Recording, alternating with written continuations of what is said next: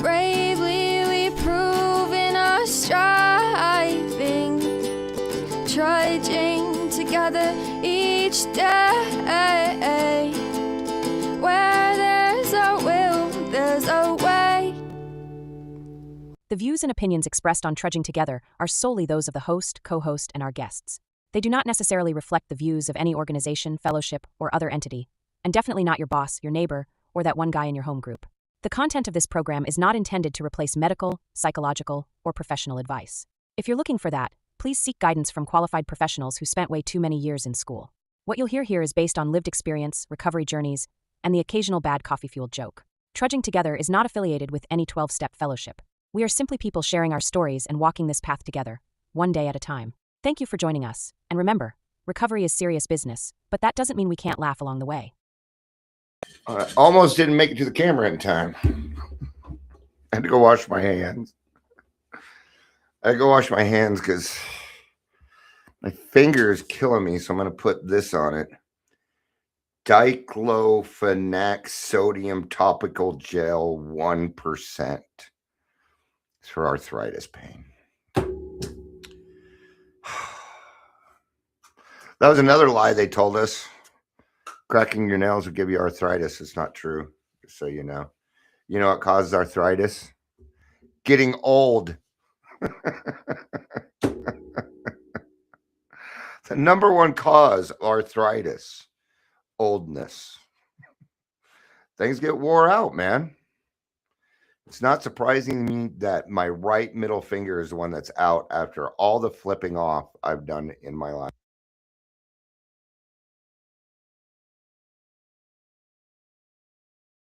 Sorry, had to blow my nose, and I had a feeling you didn't want to hear it. So I went ahead and muted myself. All right. It's cold out there. It's cold. Purple rain, purple rain. I only want to see you dancing underneath the purple rain. And honey, I know. All right. Times are changing. Better watch it. I do too much of that song in my video. They'd be like, no, you're stealing stuff. Prince is dead. Okay. Besides, Prince doesn't own his album anymore anyway. Michael Jackson does. And he's dead also. All right. So I've been pretty serious about my lives lately, and I think it's time to lighten it up a little bit. So we went something a little more comedic.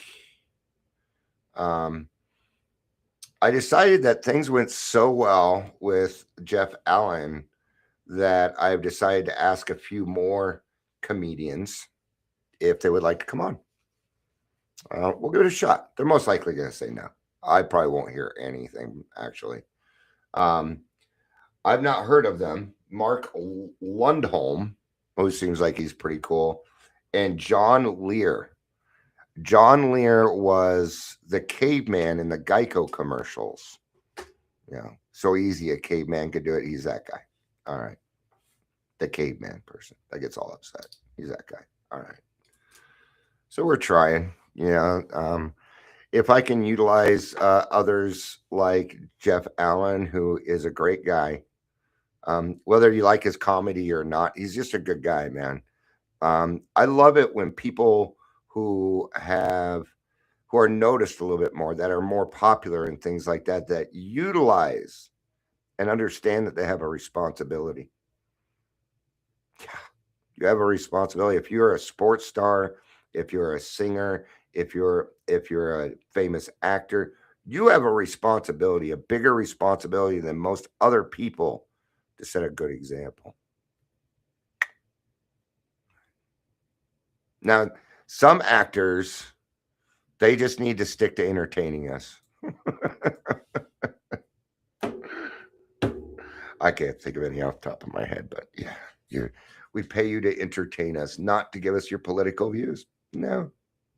All right. I don't know how this is going to be funnier, but it is going to be lighter. I'm going to stay away from talking about anything deep and meaningful. Well, we might. Who knows? I can't help but have harder conversations. All right.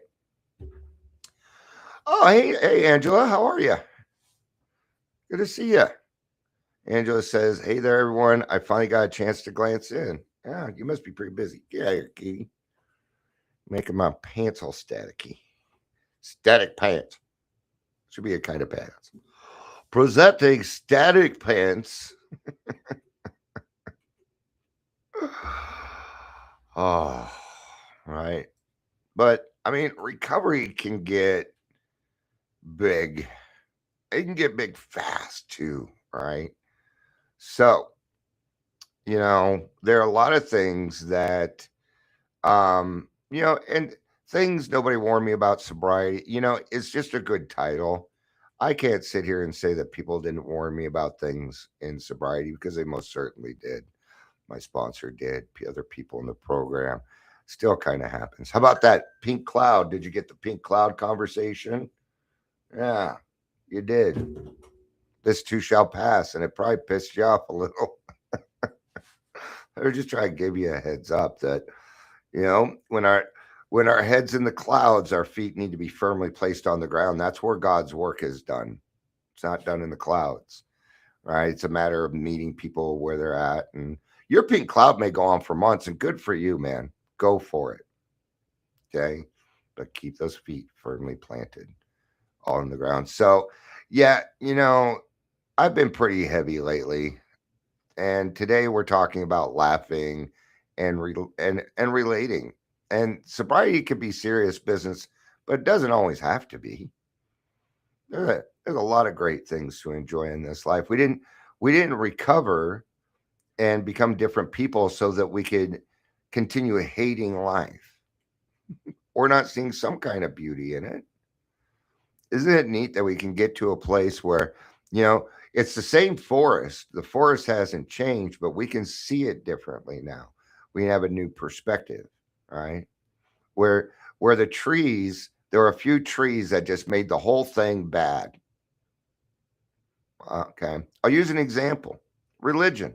Maybe you met a few people that were quote unquote religious or whatever, and they tried to shove it down your throat, told you were going to hell because you were having out of marriage sex or because you were toking a doobie or whatever, right?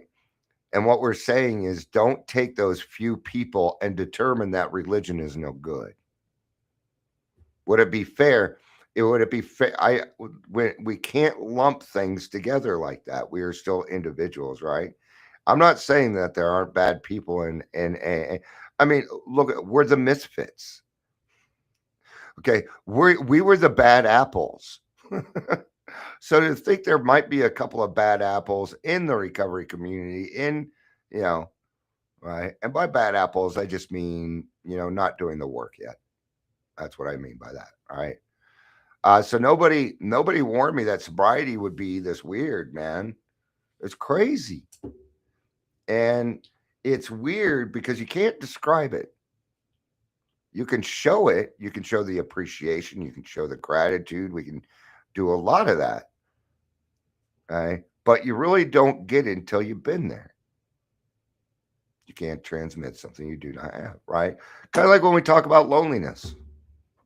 Now, you as alcoholics, when I say I feel just so separated from everybody else, I don't feel like I belong anywhere.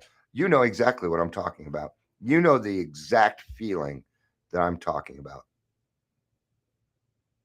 Right? You do. Now, somebody who has not felt that, it's going to be hard to describe it to them, right? Until they actually experience it. Okay.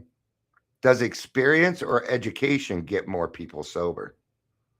It's experience gets more people sober. Education helps them stay sober. Recovery starts with an experienced alcoholic. And by that, I mean recovered. They've done the steps. They've done the work. You get to use your faculties again. You get to see the forest for the trees, right? A lot of things going to change. Grass is going to become green. One day, you're going to drink cold water and you're going to be like, that's what that feels like? Food will taste different. Food's going to taste different. Your body's going to start feeling better because, see, alcohol attacks everything in the body. Everything. It's not just the liver, the kidneys. No, every part of your body, right down to your white blood cells, your red blood cells, how your blood flows through your body because it's clogged up with. Yeah, it's kind of like when you quit smoking. What happens is your heart starts to go faster because it's not being. And then what happens is you get more air to your brain and you become an airhead. Literally an airhead. All right. So those are some of the physical changes. So emotional changes. So that sensitivity is going to start to go away because you're facing your problems. You're going to have a little bit more courage in your life. Okay. You're going to react different to situations. Certainly you are. All right. Now, what's weird is the shock of having a brain again. The shock that I'm even allowed to use my brain again. Wow. Yeah. Now, I'm going to tell you that's not the first place I go. No. No, I go to my gut first. I always go to my gut. I go to my intuition because there lies my morals. It is my gut that stops me from bitch slapping the people that I want to bitch slap. Those are my morals. Right? They stop me from that. Okay, now I've stopped myself from bitch slapping. Where am I going to go next? I'm going to go to my heart because now I need the right thought or action. I've not gone to my brain yet. Why have I not gone to my brain? Because my brain does what I tell it to do. That's what it's there for. Its job is to figure out the easiest way from point A to point B if we decide to go that route. So I go to my heart. God, what do you want? Do you want me to bitch slap this person? Do you need me to do that? Because I'm willing. I am willing to bitch slap for you, God. Tongue in cheek here, folks. Tongue in cheek. Okay. I told you we were going to have a little bit more fun with this one. Got it. All right. So the fact that we get to use our brains again, whoa, somebody found something to play with. All right. In the beginning, my thoughts didn't shut off. Well, feelings didn't pass quickly, and the silence became very loud. In the beginning, the silence was deafening. Okay. And you can still tell people that haven't, go to a Zoom meeting. Go to a Zoom meeting and watch what happens to people when there is silence for a minute or two.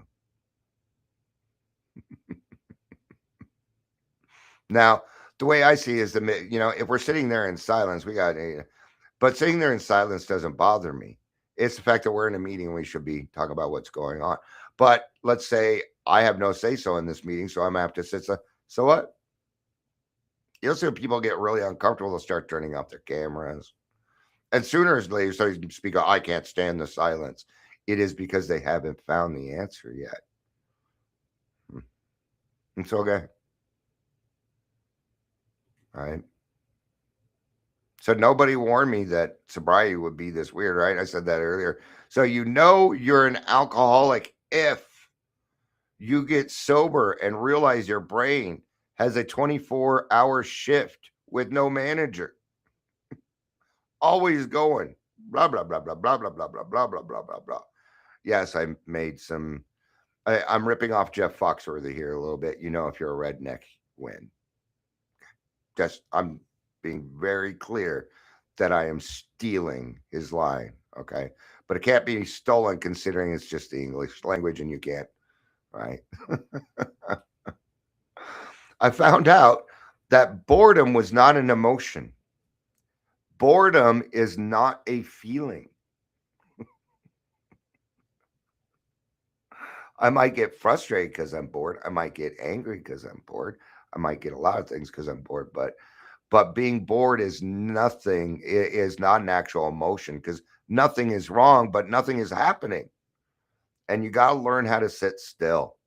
Delayed gratification. You got to find that skill of delayed gratification. Okay. Best way to do that, be accountable. Because your mind changes. You're driving down the street. Oh gosh, a drink sounds good. Oh, I can't do that. I have to go to a meeting in 24 or 34 minutes. All right. I can't. I have to write my sponsor this evening that I'm sober, so I can't do that. See, it's little things like that that'll start to change your mind over to. But accountability is the number one way to do it. Right? Actually, it's the only way to do it. Being accountable. So let's not confuse boredom with relapse. Just because you're bored doesn't mean that you're going to. And I still get bored every now and again. I do. But it's because I don't know what to do. So what do I need to do? Some small action. Go clean a cup. Just one. You don't have to do all the dishes. Just clean one cup. Go take a shower. Put on some music. Read a book.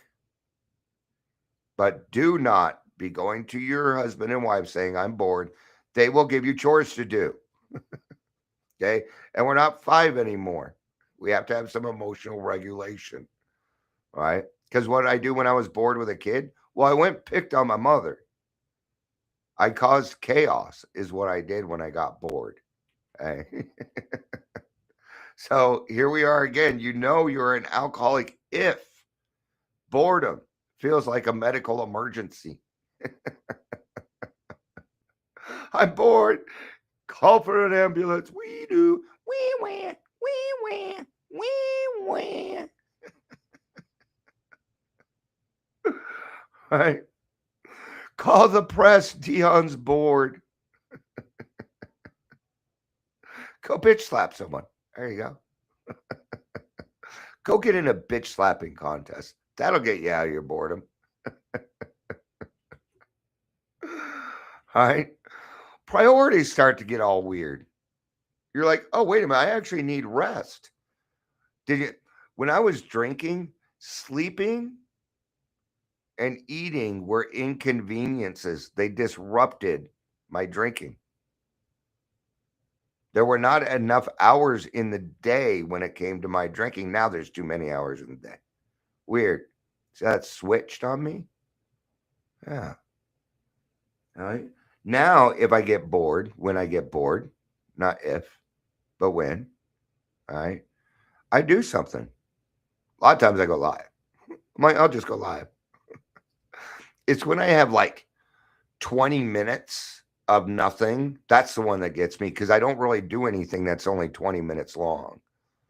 That's the one. 15, 20 minutes is hard for me. An hour I can cover. I can go watch a TV show or so, because I'm the kind of person where if I watch a show, I watch it till the end and then watch the next one. I'm the kind of person where if we're going to sit down and watch a show together and we're doing dinner, if you're 5 minutes behind on getting your dinner, I'm sitting there for 5 minutes. I can't help myself. I grew up in group homes and you weren't allowed to eat until everybody else had been served. You were not allowed to do that. And I still go through that, right? So sleep starts to matter. And what becomes our sauce? Coffee.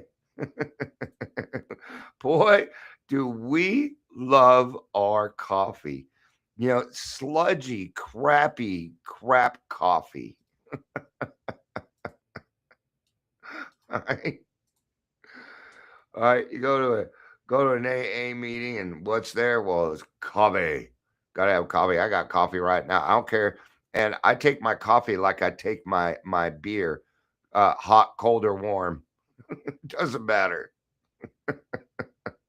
I prefer it a little bit warmer. But if it's cold, yeah, microwave's good for that, right? So coffee becomes sacred and routines get exciting. Oh, what? It's 5? I get to go to my meeting. Yes, I've been waiting all day to go to my meeting. And it's like, that's why I like the meetings at 5:30, because by the end of the day, people are ready to go to my man. I need to go see my friends. I need some relief here. And we go to our meeting and we find that relief. We find that ease and comfort, which used to come at once by taking a few drinks. Now we find those in the meeting. Oh, I'm finally in my meeting. I can relax. Yay, I'm here. Right? Even just 15, 20 minutes of a meeting is going to help. Right? It's about that effort that you put into it. So here we are. Where it's crack a few more jokes. You know you're an alcoholic if a good night's sleep feels like winning the lottery. I'm going to tell you something. That first night good sleep, half of your problems are going to disappear because they didn't exist. They were boogeymen. Yeah. Boogie woogie, boogie oogie woogie man. Yeah, they didn't exist. That's why everybody looked at you crazy. They're like, Dion, you've created a problem that isn't even there. We don't understand it. Oh, yeah, and that's the problem. Nobody understands. You know you're an alcoholic if you've got a favorite grocery store and strong opinions about it. They moved the milk. They moved everything in the store. I'm so used to. These are the problems we're willing to accept because the problems we used to have were a lot worse or made up, right? And you can't come up with a solution to a problem that doesn't exist. Oh, what's the other part? You start to remember everything. You remember what happened last night. You'll go to a concert and remember how much everybody enjoyed themselves. You'll go to a baby shower, right? And you'll be the person that gets to drive people home now. In fact, you'll probably get to a place in your life where you don't really hang out with people that drink. It's what's happened to me. I don't know that I have any friends that drink. And not all my friends are recovered alcoholics. Not all of them. I think Pastor Marcia drinks. Mm-mm. My wife doesn't drink. Right? So you remember everything now. You remember conversations. You remember commitments, things you said accurately. All right. So here's a heads up for anybody new in the program. Okay. And we all go through this. If you are rarely have we seen a person fail who has thoroughly followed our path. And if you are thoroughly following the path, then what's going to happen in the first few months? You're going to be wrong about everything that comes out of your mouth. Everything. There might be something right in there every now and again, but for the most part, you're going to be wrong. Now, this is good news. This is very good news. It means that you have found the source of the problem and you're doing something about it. Your intentions have changed. Be wrong and be wrong often is how we learn. You're not required to learn things the hard way. And what do we alcoholics run around and say all the time? I learned things the hard way. I learned things the hard way. And that's exactly what you're going to get the hard way. Because your brain's like, "Oh, why are we doing this the easy way? Why are we doing this per instructions when we can make this a lot tougher?" Because that's what you asked me to do. I learned things the hard way. So quit saying that. Just change it to I learn often and frequently. Yeah. It'll work. Okay. It's okay to be wrong. Absolutely it is. It's how we learn. Okay. You know you're an alcoholic if remembering what you said last night still feels a little suspicious. If that's the case, you may owe an amend. I think you could have done some better with these jokes.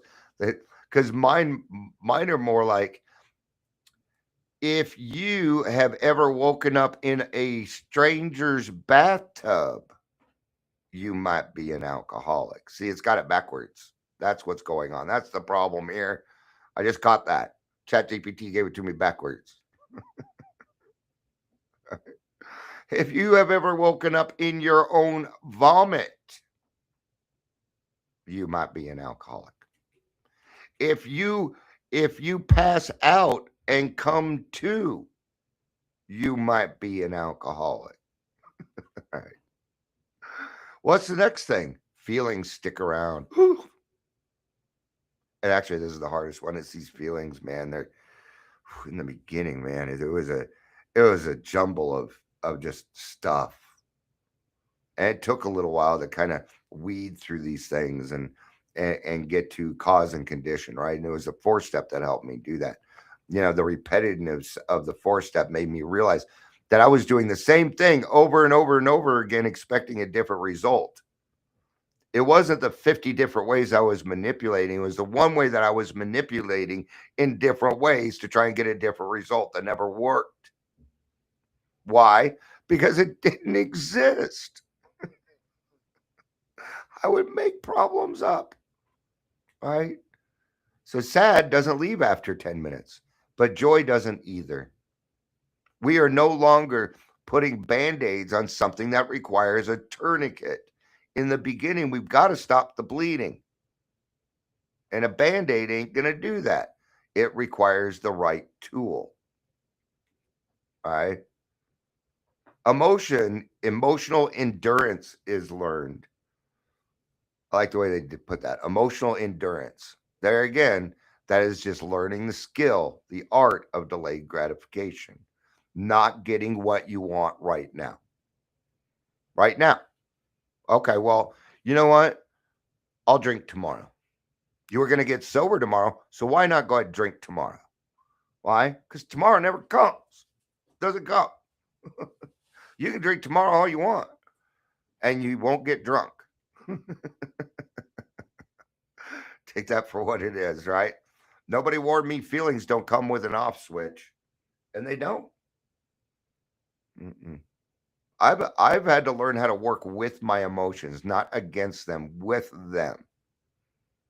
Okay. Do I come on here and fake whatever emotion I'm going through at the time? I don't. Sometimes I'm in a really bad mood, and I'll tell you, but we still do the jokes. We still do it. And what does it do? It lightens my mood so that I can have a better attitude, so that I can work through it. It's just a 10th step, but it's live and everybody knows my 10th step. Really, right? So the feelings stick around. Social situations are awkward again. I no longer have my liquid courage to help me through it. Dude, you want love. You keep doing everything. Just come up here because you're driving me crazy. It's like you're on fucking crack or something. Are you on crack? Are you on crack? No, Dad, I'm not on crack. Fucking meow. Okay. I've been manhandling this cat since he was a kitten, so he's used to that. And I don't hurt them. They love their daddy. Well, clearly they do, or they wouldn't keep bugging me. He's my lap cat too, and it's cold. So, all right. Small talk. Oh my God, not small talk. Please, please, please don't make me endure small talk. I mean, the how you doing and so, that's fine. But small talk, yeah. I like these deep conversations. I'm not the best at small talk. I have been working on getting better at it though, because not everybody wants to sit around and have these deep conversations all the time like Dion wants to. They don't want that, especially during Christmas. My family don't want to hear it. Okay. So I had to endure the small talk for 2, 3 hours, and that was enough for me. So small talk was kind of hard for me. Socializing at parties might become different for you. Maybe not harder, but then you can leave when you want to and you're proud of yourself. I did it. I did it. I made it through. Now, if you are going to go somewhere there's alcohol and you're not sure yet, ask yourself a few simple questions. Do I have any legitimate reason for being there? Now, I have another cat yelling at this cat because he got love and the other one didn't. Yeah, seriously, that's what's going on. Sawyer, get the fuck over yourself, dude. Dear Lord. All right. Man, I've been swearing a lot in this one. But it's been fun. When leaving early feels like a spiritual victory, you might be an alcoholic. See, it doesn't work that well that way. Okay, so let's go back. Okay, it depends on the joke on whether it's there or before, whether it's first or second. So I'm gonna do it this way. You know you're an alcoholic if leaving early feels like a spiritual victory. See, that flows better. Yeah, it's true. I did it. I made it. I did it for an hour, but that was yesterday. This whole week, I have been out of my freaking comfort zone. Yes, I have. Wore me out, but I did it. You know, my wife told me last night, she said, Dion, I'm very proud of you. It wasn't the fact that what you said at the meeting or that you do that stuff, is the fact that you left and went and did that and came back. That is progress. And she's right. That is progress for me. Maybe not for other people, right? So you know you're an alcoholic if you rehearse how to say no thank like it's a TED talk.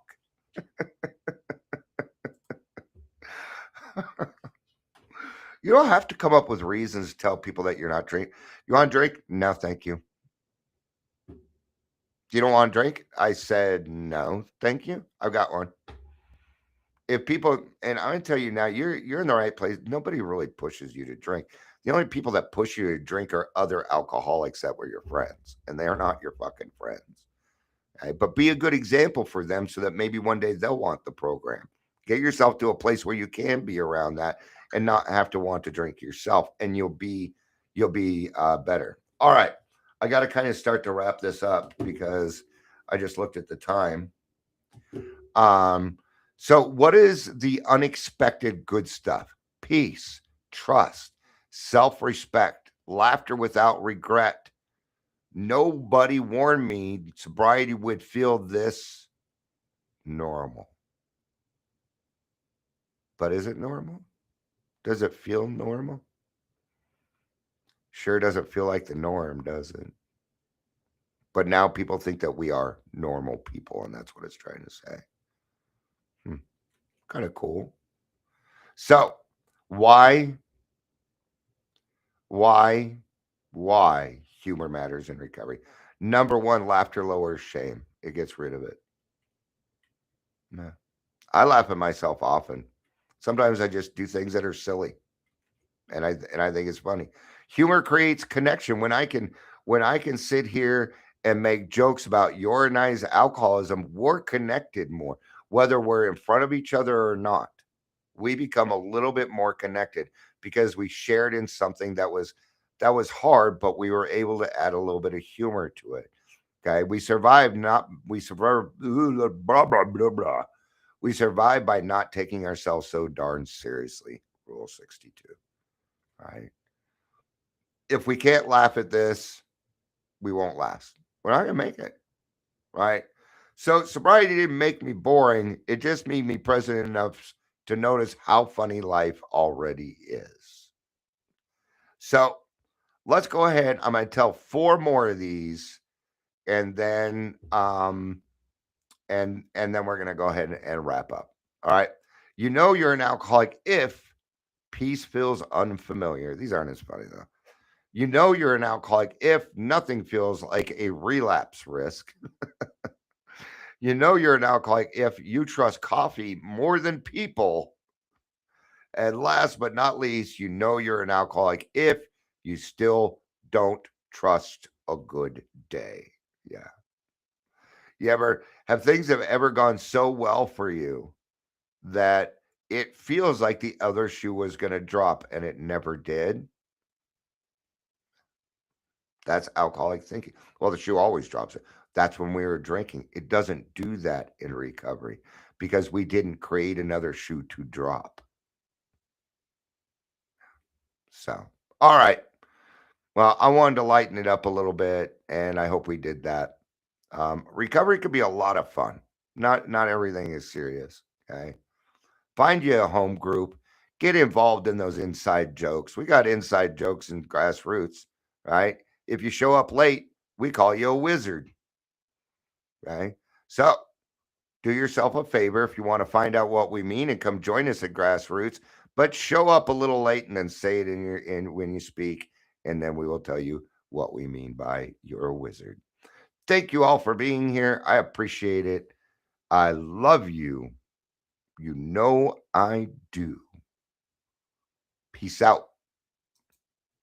And let's remember, no one, absolutely